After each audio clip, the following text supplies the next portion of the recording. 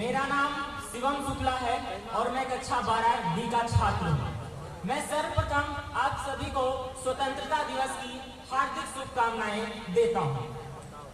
आज मैं आप सभी के समक्ष मेवाड़ की कहानी प्रस्तुत करना चाहता हूँ।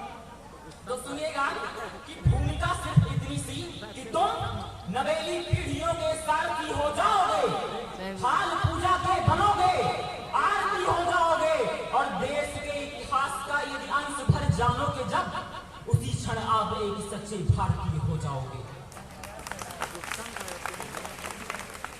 कि राजा रतन सिंह को दिल्ली से छुड़ाकर लाया गया है चित्तौड़ और गोरा बादल वहां दिल्ली में शहीद हुए हैं। तो पंक्तियां पढ़ता हूं कि रतन सिंह आजाद हुए तो खिलजी खिसियाया था, घर में ही मिली पराजय के कारण वो दिल आया था। मेवाड़ धरा के कुछ सैनिक पिंजड़े को तोड़ गए थे और खिलजियों की आंखों को लज्जित छोड़ गए थे।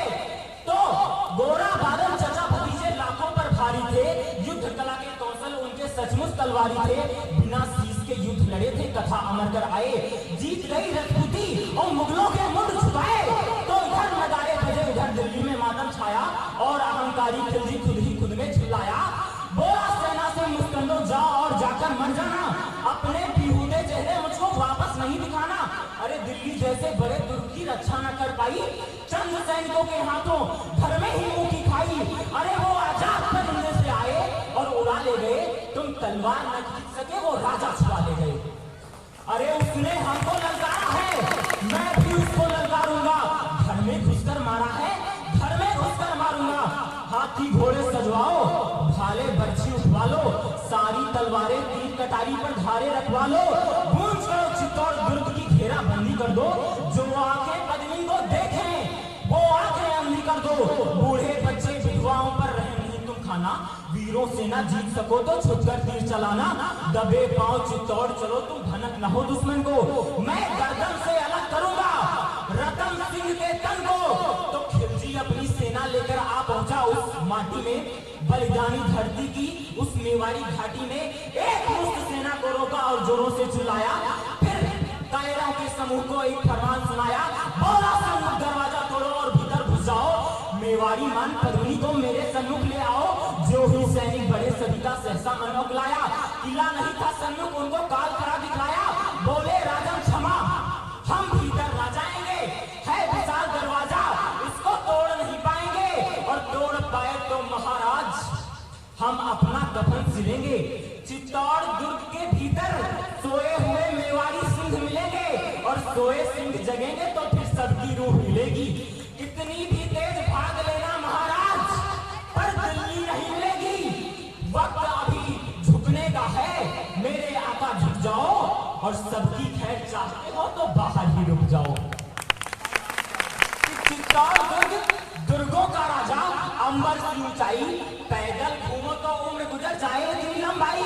लंबाई से भी महान थी रावल की प्रभुताई, प्रभुताई से बहुत कठिन थी पद्मिनी की ठकुराई, और ठकुराई के आगे खिलजी दिवस दिखाई पड़ता।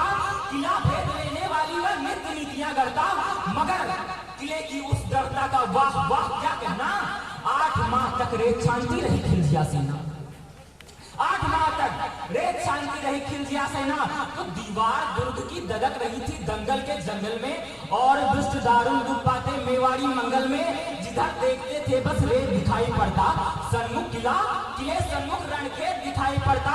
तो सुनो सहस्त्रों शंकर का सम्मान किले के ऊपर, और एक लिंग महादेव वरदान किले के ऊपर। किला किलेश्वर क्या कमाल था, कुशल कमाल वही था। किला किला था, केवल किला किले का नाम नहीं था। तो गुप्तचरों ने देखा और राणा रावल से बोले, पहले श्वास संभाली फिर धीरे से मुंह खोले। बोले महाराज किले के बाहर काले घन छाए हैं, खिलजी के कायर सियार द्वारे पर चढ़ाए हैं। खिलजी की सारी सेना है थोड़ी दूर किले से। उस रोज बात ये रतन सिंह के उतरी नहीं गले से।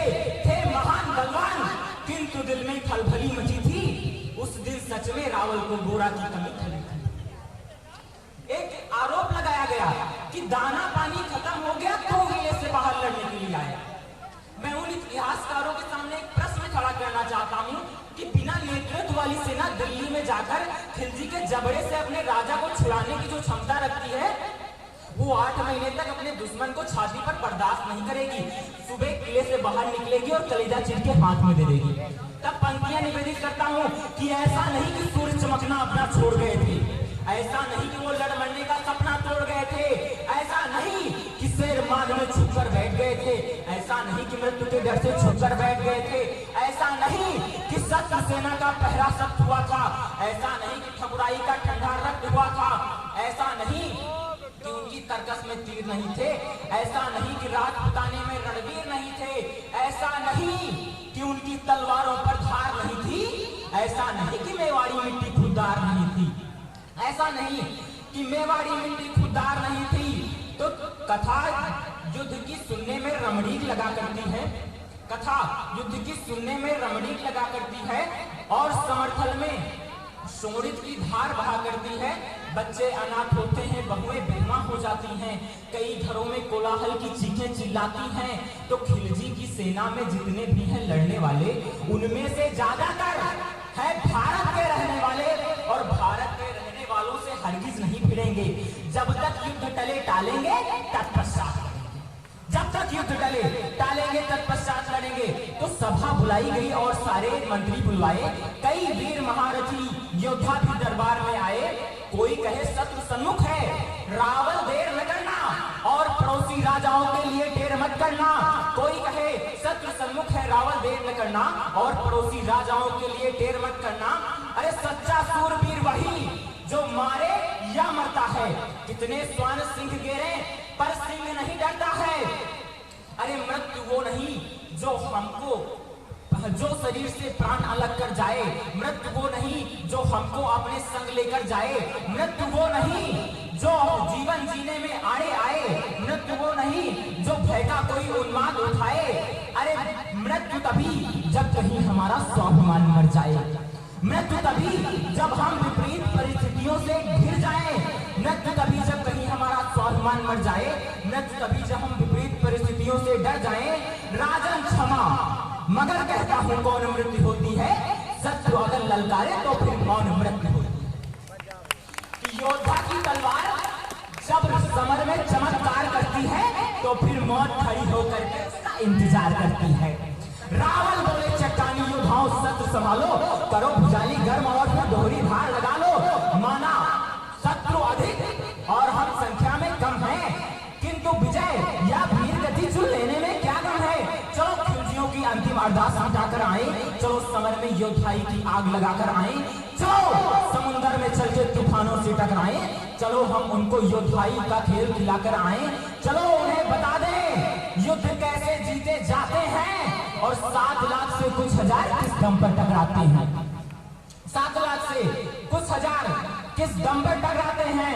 तो आज पुकारा मातृभूमि ने आज दिवस आया है, आज कृपा है महाकाल की, क्या अद्भुत माया है। आज देवगढ़ हर्षित होकर हमको देख रहे हैं और स्वर्ग से सुमन हमारे ऊपर फेंक रहे हैं। आज कालिका और दुर्गा का आशीर्वाद मिला है, मातृभूमि की रक्षा वाला आज प्रसाद मिला है। तो इन कृपा सुमन और आशीषों को व्यर्थ न जाने देना। जीते जी तुम स्वाभिमान पर आंच न आने देना। अरे जीते जी तुम स्वाभिमान पर आंच न आने देना।